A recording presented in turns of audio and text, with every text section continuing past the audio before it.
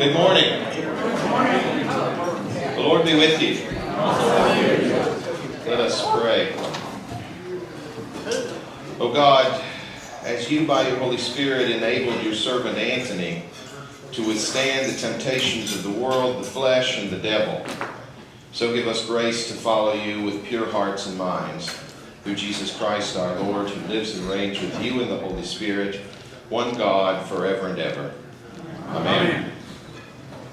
I'm hoping that thing's warming up there. That was the collect for the feast of St. Anthony of Egypt. And St. Anthony is important in our discussion today because St. Anthony is the founder of Christian monasticism, who goes off in the desert to do those things, to withstand the temptations of the world, the flesh, and to do battle with the devil.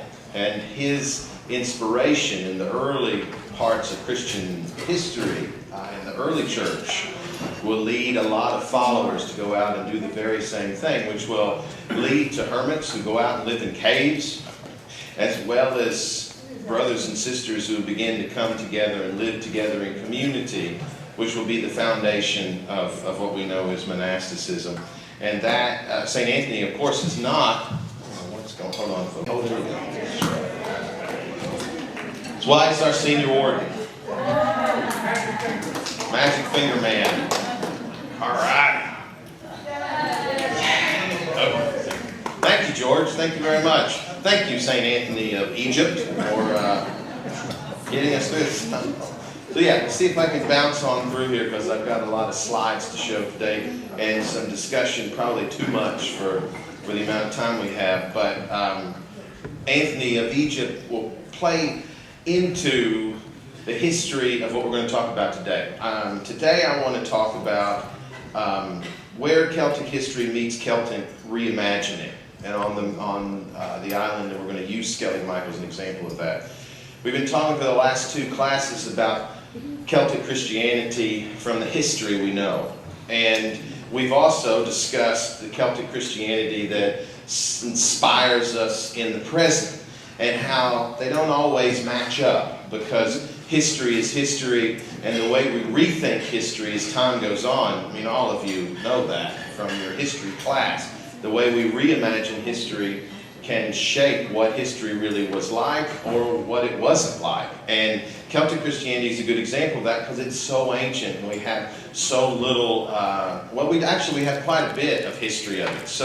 But it's a rethinking of it as in the form of this Christianity that emerges out of the British Isles and Ireland, which of course for the majority of us in America have some sense of connection to.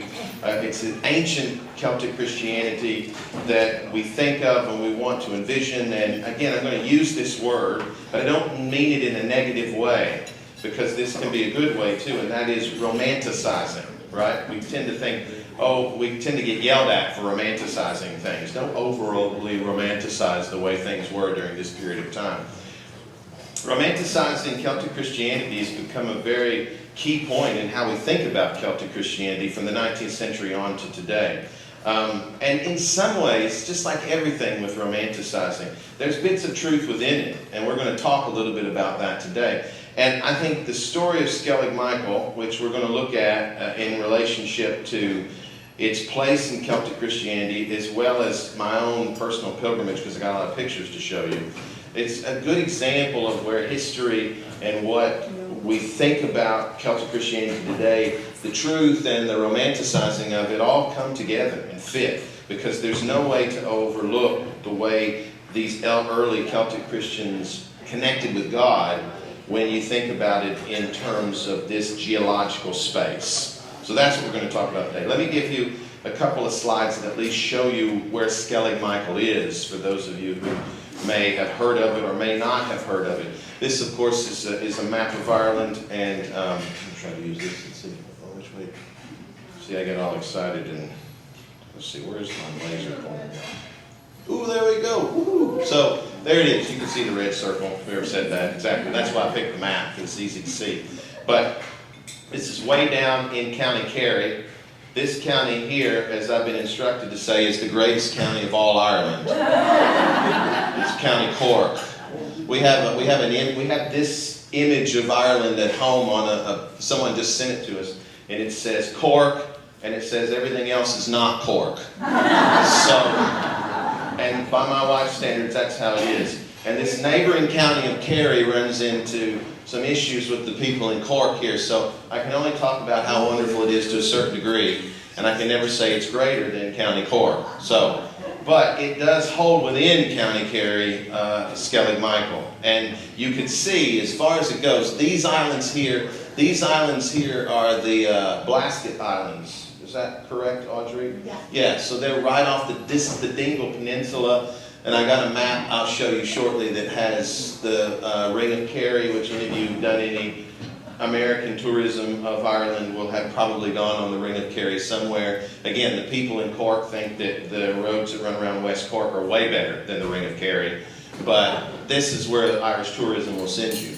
But these two islands are the westernmost point of the whole country. And as we're going to talk about, in the image of ancient, or not ancient, but medieval, let's put it that way, medieval Europe, this was the western end of the world, because Iceland was some other weird, strange place nobody knew about. But for those people that were from Europe and from the Western European world, there's nothing that was farther west, nothing farther on the edge than Skellig Michael, and you'll see why that fits so well with it. I have a map here of early Irish monasteries, because this, of course, plays a very important role in Celtic Christianity, because Celtic Christianity begins in the 400s. We know about St. Patrick, but we also know Christianity was probably there earlier than St. Patrick. The Romans never made it into Ireland. We talked about that last week. But they definitely had interactions with people that were coming back and forth from Ireland, and more than likely they were already Christians active by the time St. Patrick gets there. But it's once Christianity begins to spread that this gathering of people seeking out to be and to follow Jesus comes into play.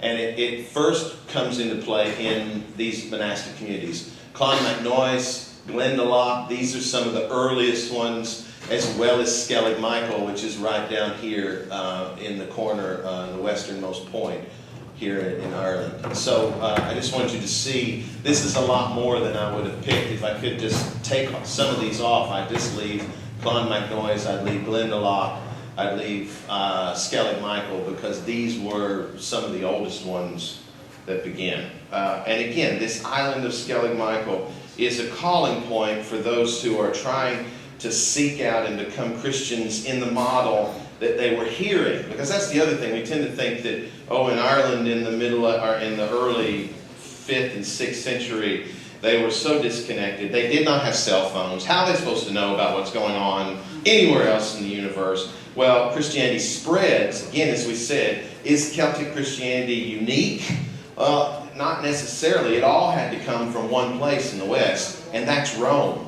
So that's how it gets there with the Romans who get into Britain. That's how it gets there through St. Patrick. That's how it would get back from Ireland into England in the north through St. Columba. It is this Roman Catholic early Christianity that gets there, and with it comes the stories of how Christianity developed even farther on in North Africa, in the Middle East, all those places we know about. So they would have heard about St. Anthony of Egypt, and they would have began to seek out and be like those great Christians who went out into the desert to do battle with the devil and to be closer to Jesus. As Jesus did. Remember, if you wonder, why didn't Jesus go out and do battle with the devil? What does Jesus do at the very beginning after his baptism? He goes into the desert for 40 days and 40 nights. And there he deals with Satan, and then he comes back in. It's always the first story you're always going to get on the first Sunday of Lent every year. And I know I preached on it this past year. So let's look at a timeline of this specific part of Ireland and part of Celtic Christianity, which is Skellig Michael. We know from the Irish Annals, which is one of the earliest writings we have of those monastic communities you see, in which mostly they're writing down the names of the people who were part of these communities and recording their death. As I might have told you, when I went to Methven Abbey and stayed with the monks there for a month, every day during the lunch hour, which for a monk is the big dinner hour. You have a little bit of breakfast, you have a little bit of supper or dinner, right in the middle is your big meal. And during that, there'd always be a reading of the necro something, necro meaning death. It was a list of all the monks who had come before and had died. And this is what monks have done for centuries. And so this is the earliest writing. And we have the earliest record of a monk dying on Skellig Michael around 588, or a little bit after 588. And the history of Skellig Michael gives, and I'm not going to say it because I'll mess it up. Say it, Audrey, the saint's name. Fianan. I just totally messed that up, probably. I hope you will correct me. But Saint Fianan, who will go on into Cork and will become an important early saint, one you've not heard of, someone after St. Patrick. That saint will be given credit for asking 12 guys to get on a boat. This is actually a picture of St. Cuthbert. So, excuse me, St. Cuthbert, for using you in place of St. Fianan. But the story would be that the saint invites 12 men to get on a boat. Why 12? Well, that's how many apostles there were, right? And to go across the ocean to this island, to go out and seek a place that could have led to their death. Remember, we talked a little bit, I might have mentioned it last week, different varieties of martyrdom. There were lots of and in the early church, people were ready to die for their faith. By the time Skellig Michael gets set up, the majority of Ireland's already converted to Christianity. So they're probably not going to get smited by a barbarian or something for their faith. So they begin to seek out other ways to put themselves into the extreme in honor of their faith. And one of those is called green martyrdom, which is the opposite of going. They don't have a desert, right, in Ireland. There are some places that kind of look like green deserts, and this will be one of them. And so they'll go out to seek those locations, to put themselves in close proximity to God, and if they die, they die. And this becomes the image of green martyrdom amongst the early Celtic church. We know in 821, Skellig Michael is plundered by the Vikings. So those Vikings causing problems all the time. Those of you of Norwegian descent, God bless you, but those Vikings were problematic to the rest of us people, and probably, as is always the case, just as me and Aoife were watching a show last night that was talking about how DNA studies have found that we have Neanderthals within, Homo sapien Neanderthal, that's a whole nother story. But we've already known that even if you think you're one variety or ethnicity or culture of people, you got a whole mix. And those Vikings, yeah, they did more than just invade the country. So there are a lot of Vikings that are left over in Ireland, right? So we'll just leave it at that. But in 821, we have on record the plundering of and the invasion of Skellig Michael. I'd love to talk to those. I don't know. I'm going to show you photos. And how in the world they ever got up there wearing their chainmail and carrying their swords, I don't know.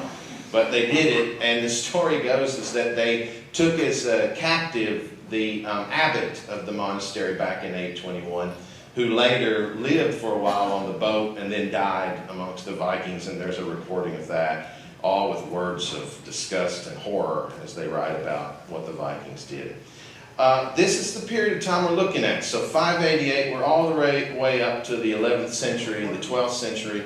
That was the beginning of a change on Skellig Michael. It had been a place of hermitage and a place where only a small community lived. In 11th and 12th centuries, we know that they somehow, one of the bishops got some rocks that did not belong to the Skelligs. These were limestone rocks that came from the mainland, probably from Valencia Island, which is nearby, over to Skelligs, and they built a proper church. Now that is pretty much, there's some remnants of that. I'll show you a picture of it here in a minute. But we know that was an attempt to make it a little more regular at the time, to build a church that has mortar in it. That's the issue. There's no mortar on any parts of what the images you'll see of the beehive huts. They're all dry stone shaped and put together on Skellig Michael. This is the one mortar building that exists and goes back to the early monastery. Mid-12th century, the monastery is built on Ballinskelligs, which is right across on the mainland in County Kerry. and the island of Skellig Michael becomes a seasonal home. Let's just say that over the course from 588 to the 12th century, the monks had got a lot weaker and wimpier, right? So they no longer were going to stay on that island all year round. So they start coming in the winter time, most likely, staying in the main monastery, and then going out to Skellig Michael in the summer months, most likely, to be able to live out there, to be able to experience what the early monks had experienced. And it also becomes a place of pilgrimage. Again, those wonderful examples, all of us know of the Camino, right, going through Spain, and other parts into France and all of those areas where there were lots of pilgrimage sites, and you could follow the road of pilgrimage all the way from the eastern part of Europe all the way to the west, and Skellig Michael would be your last stop. There was nowhere to go beyond that at the time of the Middle Ages, at least not that they knew about. Just put a couple of more recent dates in. 1820, the island's purchased by Ireland, and 2 lighthouses are constructed on it. I only bring that up because you might see one of them in the pictures, though I can't remember what those pictures are. 1996, Skellig Michael is named the UNESCO World Heritage Site, which protects it. There are only 2 in Ireland, one here and one in the area of Newgrange, which is on Brunaboyne, which is the river just north, I think it's in County Meath or Louth, one of those 2 counties, north of Dublin. And that's where Newgrange is sort of the Stonehenge of Ireland. So we've got ancient pagans. Those of you who ask questions about Druids, go to Newgrange. There's a lot more about Druids there than Skellig Michael, which is about the early Christian, Celtic Christian community. So, the issue with Skellig Michael, or one of the key points to think about as we look at this, is it's really about monks, St. Michael, and a battle against the devil. These monks who want to go out to Skellig Michael name this big rock. Skellig comes from the Irish word that means rock. There aren't many places called rock in Ireland. I think there's only 2 or 3 other places that have the word Skellig in it. But it's what it is. It is the rock of St. Michael, right? So Skellig Michael is the rock of St. Michael. And again, it gives us a sense of what the monks thought they were doing out there. That tends to be the big question. People say, why in the world would they go out there and do this? They went out there to do battle with the devil. And so therefore they declared that rock, this place out in the middle of nowhere, as St. Michael's rock. And they looked for St. Michael the Archangel to be there and protect them and defend them in battle, which is the great prayer of St. Michael to this day. Did I spell Michael wrong? That's the Irish version, it's Mihal. Oh, thank you, Mihal. There you go. You knew that. You knew I totally knew that. Thank you, Audrey, for saying that. Anybody watching online, that's exactly what I intended. Thank you. I might have, yeah. Let's just move on. And the idea of battling with the devil actually will come into play in 2014 when Skellig Michael will get back on the map again for these people. Luke Skywalker and who's a Star Wars fan? What's her name? Ray. Ray, thank you. And this will be filmed in 2014, the Last Jedi, which is one of the main parts of the 9-episode story of Star Wars. This is where Luke Skywalker will go into hiding. Isn't it interesting that the end of the ancient world becomes a hiding place in the future for the last Jedi, who is Luke Skywalker? And I've read a wonderful book that a guy, I think he's up at the University of Notre Dame, wrote about Skellig Michael, in which he decides to really build on the Star Wars stuff. And he talks about the relationship between George Lucas and his idea of Jedi, these monk warriors, and the monks of Skellig Michael. He sees a really good connecting point, whether George Lucas picked that up or not, or whoever the filmmaker was of that particular Star Wars movie. The connecting link of the places, the end of the world, is probably what they went with. But what they might not have known is that the monks and the Jedi were not too far off. A passage of Scripture, wow, that was a big wacky way I did that, didn't I? But I wanted to connect this up specifically. We're going to get into the pictures now, but this is the verse of the Bible that would drive these ancient monks. This is from Ephesians chapter 6, verse 12. Put on the whole armor of God, This is from the King James Version, because what other version is there when you're talking about Jedis and monks, right? Put on the whole armor of God, that ye may be able to stand against the wiles of the devil. For we wrestle not against flesh and blood, but against principalities, against powers, against the rulers of the darkness of this world, against spiritual wickedness in high places. Keep that verse in your mind, because this will be what will be on the minds of those monks as they're going out there. Why in the world would they do this? Well, they have one battle to fight. They're not here to change the world. The world is a crazy, wild place at the time of Celtic Christianity. They're there to go do the best for the world they can do, which is do battle with this prince of the air, which connects in with the ruler that is laid out in Paul's letter to the Ephesians, who is the devil. So they're there to do some serious battling. I don't know if the devil looks like Darth Vader, but if it did, it would fit perfectly with the Star Wars image. So I got 15 minutes or so. I want to give you some images that I've taken over time. This is from Bray. Is that the name of it, Audrey? Right next to Port McGee?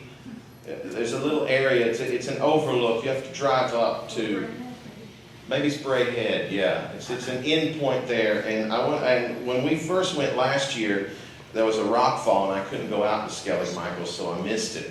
But we went up to Bray Head, and we were able to see the Skelligs in the distance. And I wanted you to see this photo just to see that they were visible at the time. So the monks way back in the 6th century, the 5th and 6th century, would have seen these islands. I imagine there were some folks who'd actually gone out to visit or tried to go up. Remember, they're going out on, what's the name of the boat, Audrey? A curragh. A curragh, yeah, which is, can you explain how the curragh, what, not the Keurig, that's what we make coffee in now. Yeah. So it's just a hollowed out boat, very small, light, but you need a couple of people to row it. They have 2 oars. But it's made out of skin, right? I mean, it's not made out, it's not a wood. The earlier ones, not the newer. Well, the early one, we're talking about the early ones out here. I don't know. So they probably would have been made out of skin or hide. So to get, it wasn't like going out in a nice boat with a motor on it to get out there the way I went. So to go out to these islands was a good distance, and this is about 7 miles out from the coast of the mainland. And then I took another photo in which I zoomed in a bit, so you can see these islands easily from where you are. Thank goodness that we have eyes that can see that. A couple of photos. Now we're going to get to my personal trip this year. This was going out on the boat. So I mean, you really get a sense. Well, you don't, because you're on a big motored boat driving out there. It still takes an hour and a half to 2 hours to get from the mainland to these islands. So can you imagine if you were rowing in one of those ancient boats to get out there? It must have taken a tremendous amount of effort. If they lived on those boats, then that was pretty amazing in and of itself, to cross over the water to get to these islands. So again, I'm going to show you some photos in which I'm on it, but if you can imagine these monks traveling out there, it's pretty amazing. And let's revisit history and reimagining of Celtic Christianity. There's no question that Celtic Christians understood their environment and lived within it. Their idea of the air and the water and the wind and the seabirds. There's no question that Celtic Christianity was very connected to God in nature and nature in God and the interplay of those things, because they were living it out in firsthand. To cross over and to be in prayer as you're crossing on a boat where God's great hands are all around you in the sea. I mean, there's no, that connection that will become part. I mean, just 2 weeks ago when I asked you what you think about when you think about Christianity, Celtic Christianity, there is always those images of God in nature and environment. And the harshness of the environment required you to see God there and to live with God and interacting in the way nature unfolds. So you get a sense of that just by riding out to these islands. This is an image of the little Skellig, which I mentioned to you is totally, there are no monasteries on Little Skellig because the monks would have had to do battle with birds, a whole lot of birds who live on it this time of year. I was out there in the wonderful time when the gannets were in place flying around. The gannets rule this island, and the puffins rule Skellig Michael, and the two groups do not interact with each other. So if you think only human beings have these issues, this goes all the way into the animal world, and you never see a puffin on the little Skelligs, and you rarely see a gannet, which is a big, wide-winged bird that you mostly know in Ireland from seeing it go up and come down like a torpedo into the water. You don't see them together. They're not good friends. And this is their island. And again, as I jokingly said, I've got another picture I think coming up where you see it closer, but that's not snow on the little Skelligs.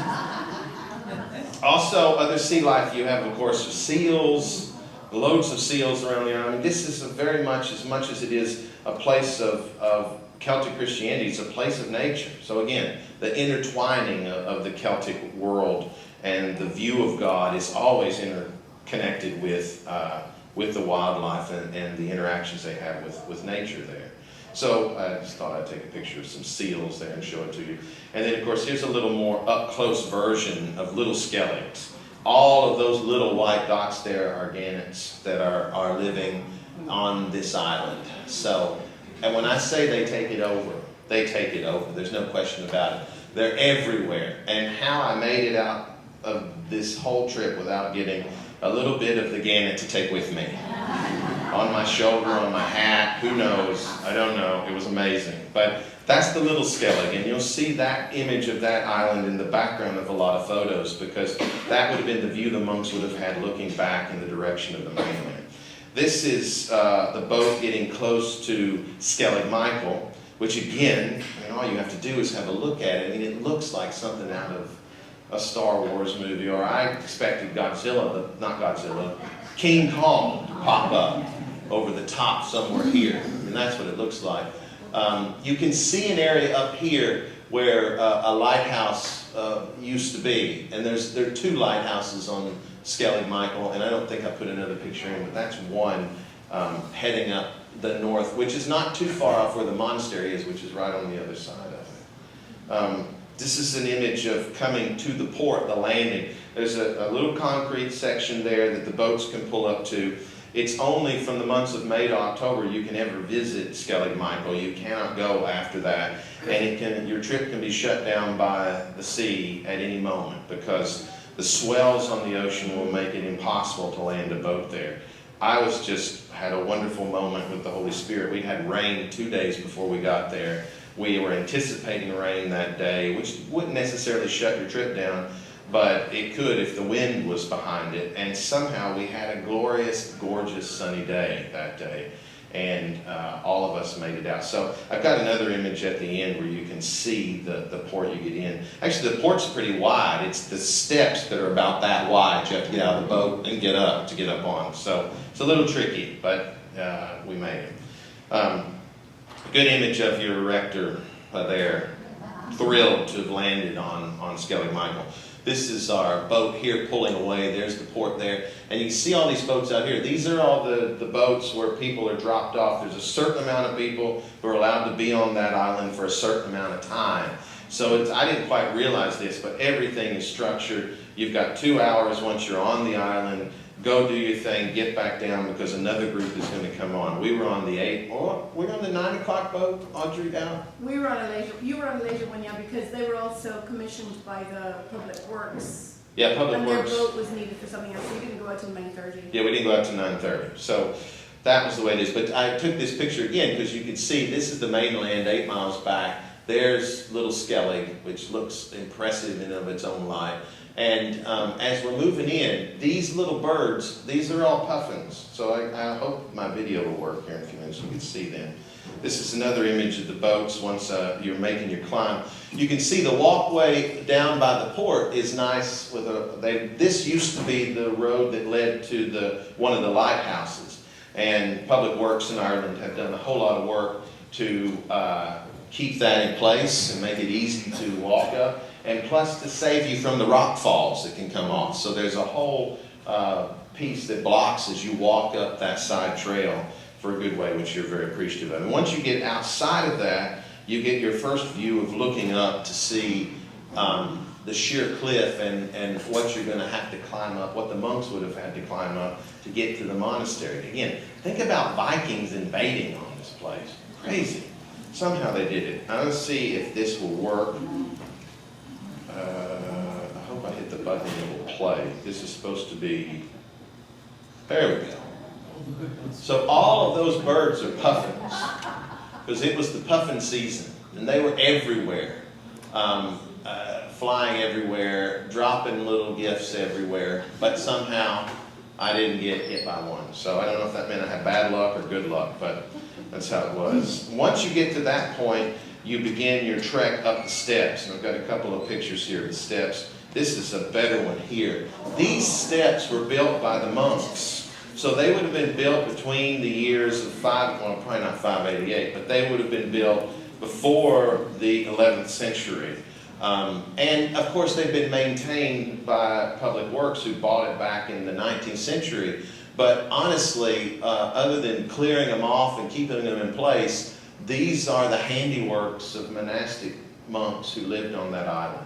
I mean, when they weren't doing battle with Satan, they were working hard, which is all part of now these were Augustinian monks, which of course at their time there wouldn't have been Benedictine monks, but this idea of prayer and work and doing things while you lived on the island was an important part of monastic life from the beginning.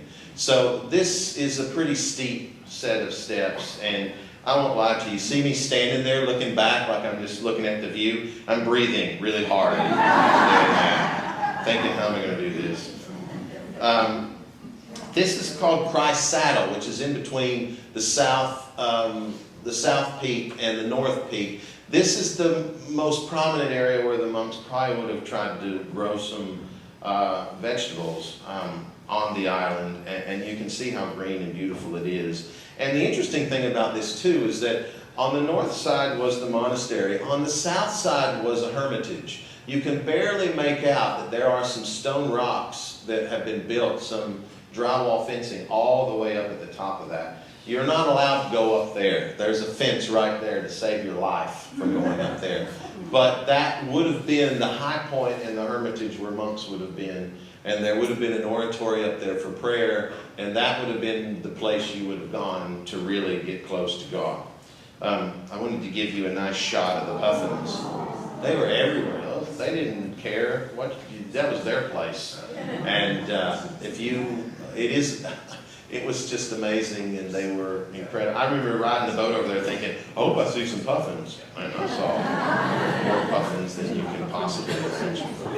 Let me shoot through some of these more images from the top. This is the top of the steps that lead from what's known as Christ's Saddle up to the monastic area. And here's an image of us, a couple of my friends in front of me, heading across. I just wanted to have a look at this walkway you're walking on. This is what it looked like if you looked over that walkway. So, yeah, there's the one heliport down there. So if you fall, they'll fly you out. Probably not to save you, but they have a way of getting you off the island if you don't go into the... and interesting thing, you can barely see this, but these are where all the puffins live, under the ground. They dig and live under there. And it's for a certain amount of time. 1 month they're there, and the rest of the time they're out at sea somewhere. So I was just very lucky to be there with them. But see the boats way down there. Any little dots you see are puffins flying around. This was the entranceway into the monastic area, so just basically that same view, but looking up to the east, and this was your way in. These drywall walls have been reconstructed over time, but they're very much the way they were all the way back to, at least the 9th century, right, when they'd had time to build them. Always entranceways. If you ever go to the Holy Land and you go to Bethlehem and you go in to see the church where they have the place where the nativity happened, you have to bow down, and it was always a way of being reverent as you moved into holy spaces. And there's a good picture of me kneeling as I'm going through. Very much a holy space. Now, one of the things we'll talk about next week, because I'm going to run out of time here, is the Celtic idea, which I think is more of the reimagined Celtic idea. Maybe, it is in the verbiage of it, and that is the idea of thin places, right? I don't know if the monks would have had a term for thin places back in the 6th, 7th, 8th century, but they would have lived within it. They would have felt it. There's no question they went to Skellig Michael to be in a thin place. What is a thin place? A place where the veil is very, very thin between you and the spiritual world. They didn't go out there to see the puffins. We do now, but they didn't. They went out there to be in a place in which they were very close to God, and an area where they could do more work with God, and they could pray, and they could take on whatever forces were against God at the time. And so, was this a thin place? Absolutely. And it still is to this day. To be in this area, to think about what was there is incredible. I'm going to show you a couple of quick photos, and I'll restart this next week and finish up with a little bit more about the Skelligs and about Irish monasticism. Another view looking out, all these little oratory areas would have been areas of prayer. If they weren't areas of preserving things they needed to preserve. I meant to point out these drywall fences and walls that were built were amazing in their ability to be up high in certain levels and block the westerly winds, and to add some areas where the monks could escape the violence of the weather there. And the fact that they built them again shows that way back in the Middle Ages, which we often call the Dark Ages, they weren't all that dark back there. They were able to construct these ideas, and they knew, again, how did they know it? From knowing the environment, knowing nature, and being able to construct that way. They also have no rivers or no natural water sources on this big rock 8 miles out to sea. How did they do that? Well, they built these areas where they could catch the rainwater and collect up to 40 gallons of fresh water that came through the rain to be able to have fresh water on the island. What else did they eat? Well, they ate puffins, most likely.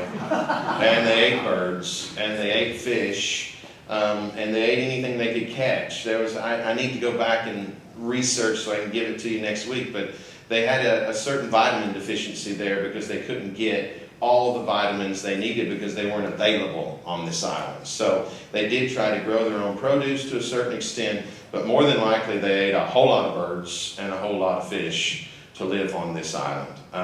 Couple of quick pictures, I'm going to wrap it up today. This is a very 19th century image of 2 young boys that died. I think they were part of one of the lighthouse keepers' families. And they took them up. This is within the mortar church. See the mortar there? This is the church that would have been built in the 11th or 12th century, much later than the early things that you see when you see the beehive huts.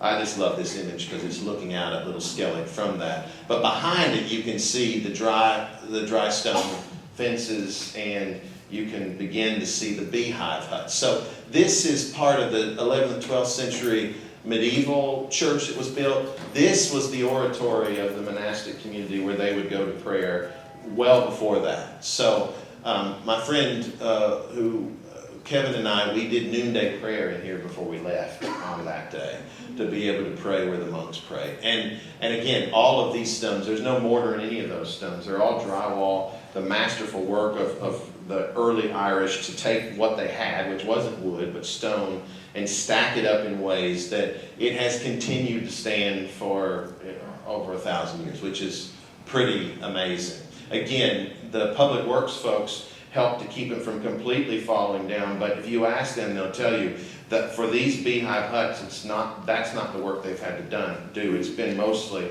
the drywall fences.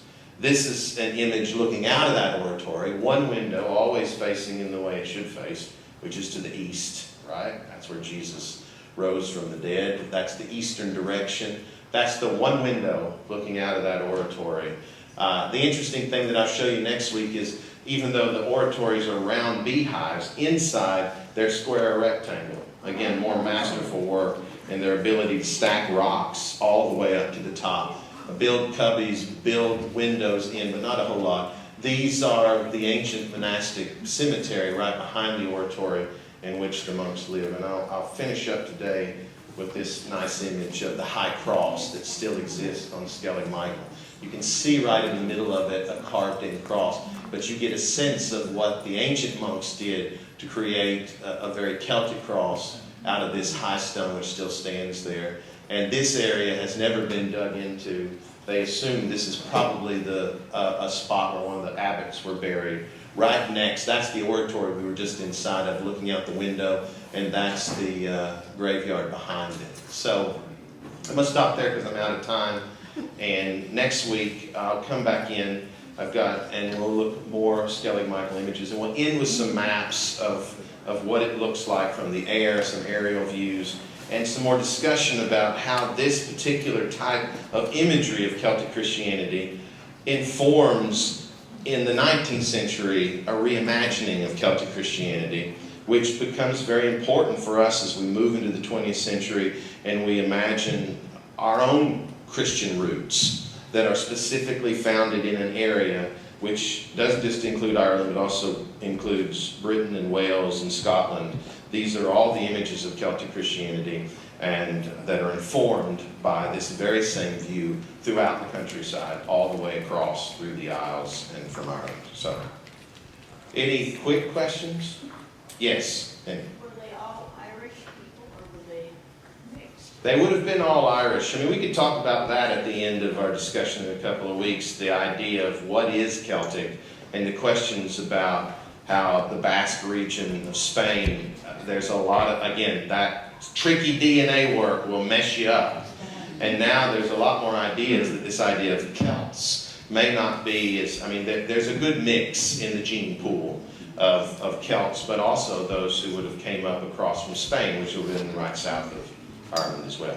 These would have been Celtic Irish Christians that would have come after the time of St. Patrick. So, anything else? All right, I got at least 20 more slides to show. Next week, we'll continue this discussion and I'll show you more, talk to you more about Skellig Michael. Thank you all. Thank you.